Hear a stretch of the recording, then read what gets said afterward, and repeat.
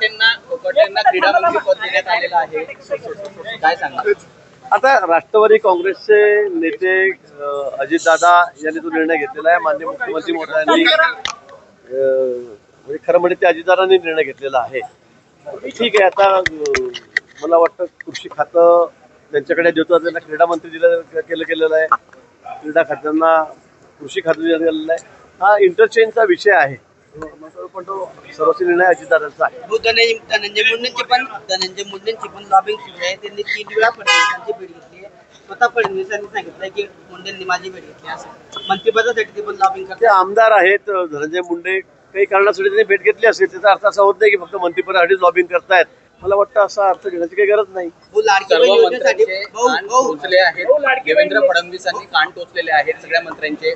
कुठलेही आक्षेपकार्य वक्तव्य किंवा काही गोष्टी खपून घेतल्या जाणार नाही. बरोबर आहे, त्यांनी सांगितलेलं आहे. परवाचे 2-3 किस्से झालेले आहेत. त्यामुळे बोलताना आपण मीडियासमोर विशेष करून बोलताना सांभाळून बोललं पाहिजे, सांभाळून वागलं पाहिजे, त्यांनी सांगितलेलं आहे. आणि ते राज्याचे मुख्यमंत्री आहेत, त्यांना तो अधिकार आहेच मंत्र्यांना सूचना देण्याचा, त्यांनी तो केलेला आहे. लाडकी बहीण योजनेसाठी पुन्हा सामाजिक विभागाचा निधी वळवलेला आहे. लाडकी बहीण योजनेसाठी पुन्हा सामाजिक विभागाचा निधी जो आहे तो वळवलेला आहे 410 कोटी. मला वाटतं या खात्यामध्ये असं नाहीये, निधी वळवला जातो पुन्हा त्या खात्यात दुसऱ्या खात्यातून दिला जातो. हे एक टेक्निकल बाब आहे, मला तांत्रिक बाब आहे. त्याच्यामुळे सगळे एखाद्या खात्यातून सगळे पैसे काढून घेतले दुसरीकडे गेले असं होत नाही. मला वाटतं पुढे ऍडजस्टमेंट झाली की त्या खात्यामध्ये पैसे टाकले जातील. हा निर्णय वित्तमंत्र्यांनी घेतलेला आहे, मुख्यमंत्री मोदयांनी घेतलेला आहे. पण कुठल्याही खात्यावर अन्याय होणार नाही. एखाद्या खात्याचा मग माझा जलसंपदा खात्याचा निधी काढून तिकडे देऊन टाका, तिकडे काहीच नाही, असं होत नाही. त्या खात्यामध्ये पैसे किती आहेत त्याचं ठरलेलं आहे, बजेट ठरलेलं आहे आणि त्या खात्याला तेवढे पैसे मिळणार आहेत. अनेक धक्कादायक खुलासे समोर येत आहेत. पोलीस तपासावरच आता प्रश्नचिन्ह निर्माण झालेलं आहे. काल कोर्टात देखील सगळे मुद्दे समोर आलेले आहेत.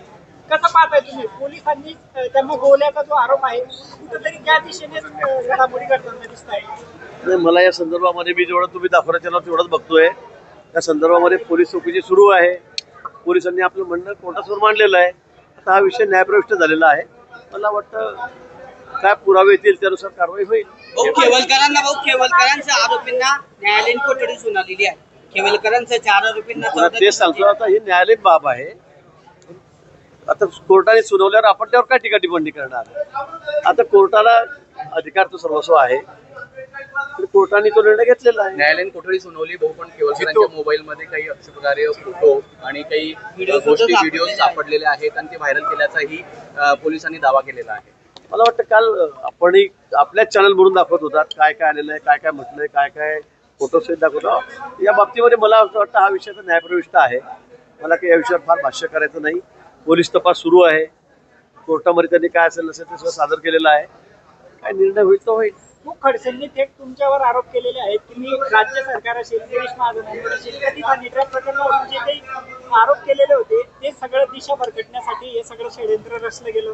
तुमचं थेट नाव घेतलंय ते वारंवार माझं नाव घेत असतात, पण आता मला त्यांच्याविषयी काही बोलायचं नाही.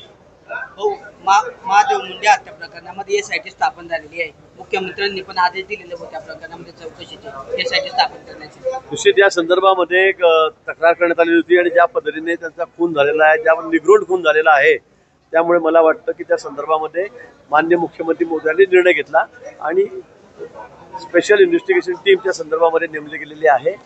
मला वाटतं लवकरच त्या संदर्भात जे वस्तुस्थिती आहे ती समोर येईल. मालेगाव बॉम्ब स्फोटाचे आरोपी जे आहेत ते काल निर्दोष सुटलेले आहेत.